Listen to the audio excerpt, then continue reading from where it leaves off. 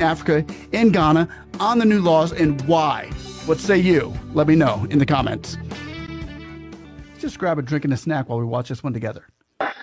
Mr. Speaker, my submission would anchor on 4 legs: traditional, scientific, legal, and religious. Mr. Speaker, Ghana is a culturally rich nation. We have 70 ethnic groups and 80 languages. We have 242 traditional areas that are recognized by the National House of Chiefs. Mr. Speaker, we throw an open challenge to proponents outside of this house, since there's no proponent in this house, of LGBTQ rights, to show us one Ghanaian traditional language or one Ghanaian traditional area that accepts and supports homosexuality. Language is an identifier of an ethnic group. And when you take all the 70 Ghanaian languages, over 70 Ghanaian languages, each one of them has words for things that are natural to the people. Things that are alien, they don't have words for them. They have descriptions for them. So when people say that the white man brought us Christianity, for example, it's incorrect. Because when you take our local languages, we have names for the supreme being and names for lesser deities. In Akan, we have Odumankuma Nyankupon, who is the supreme being, who the Hebrews call Yahweh. Or in Ga, we have Atana. So God is not a new construct to our language. But when you take things like computer, which are new things to our language, we call it Abefo Efidie Enchi. It's a description. When you take telephone, we call it Ahuma Trufu or something, a description. And when you take homosexuals, we call them Kojo Besia, Kojo Aoya Ninyama Tise Besia. It is a description, simply because it is alien to our language. And so when it comes to tradition and our culture, these are alien to our culture. Mr. Speaker, in the West, their culture seems to prohibit polygamy and support this. People think it's a cultural thing. It's actually not a cultural thing for the West. It's a financial decision. And let's put it to the Western world, that because of their tax system, that is why they frown on polygamy, not because of culture. Because when you are a single man in the West, you pay a higher tax. Once you get married to your spouse, your household tax reduces your individual tax liability. So then imagine if they allowed one man to have 4 wives. He will pay less tax to their exchequer.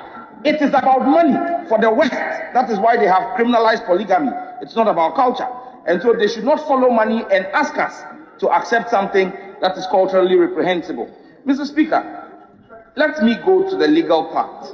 Our constitution has been dealt with, but when you read the report, those who argue against this bill say that Ghana is a signatory to international rights, conventions and treaties. Very true.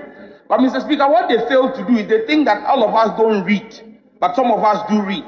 And Mr. Speaker, all the conventions that they have quoted in their memos to the committee, we would establish the fallacy of their positions.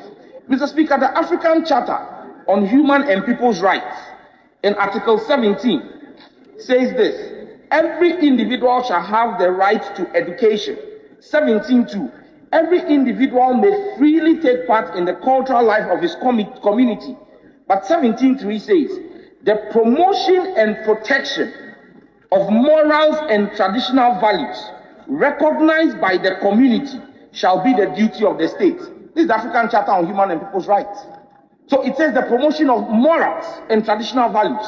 So what morals are we talking about? What traditional values are we talking about? This is the convention Ghana has signed up to.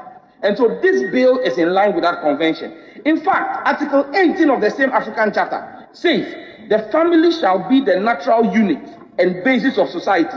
It shall be protected by the state, which shall take care of its fiscal health and morals.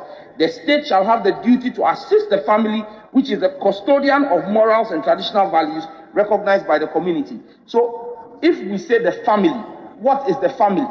Is it a man and a man, or a woman and a woman, or a man and a woman with their children? We have our traditional values. Mr. Speaker, they always make reference to the UN Declaration on Human Rights.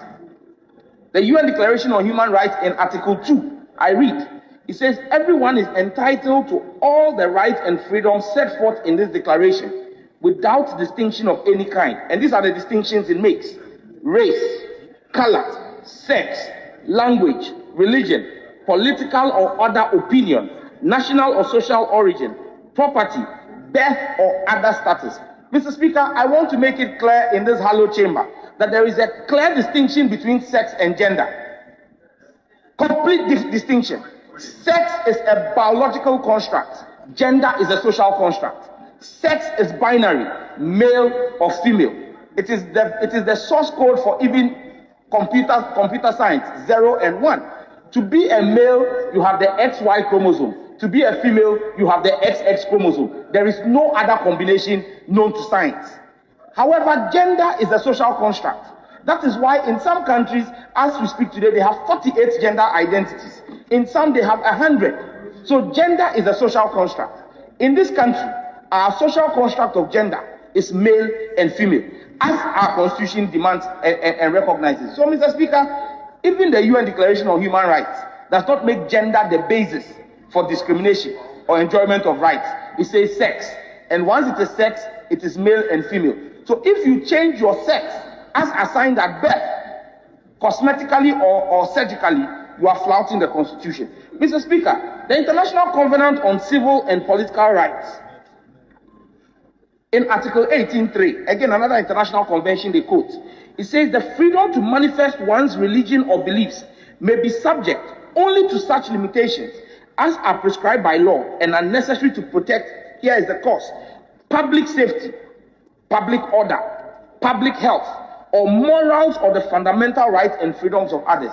Mr. Speaker, when you look at the Ghana AIDS Commission's own data, men having sex with men are a prevalent cause of the increase in HIV/AIDS in our country.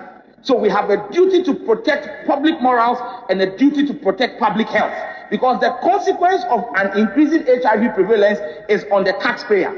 Mr. Speaker, even when you go to the CDC, which is the Center for Disease Control in the US, the statistics are clear that persons who are heterosexuals, the effect on their mental health, heterosexuals are 2.3% likely to contemplate suicide.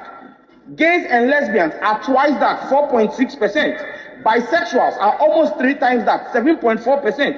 As for transgenders, 30.8%. Mr. Speaker, the fact is clear.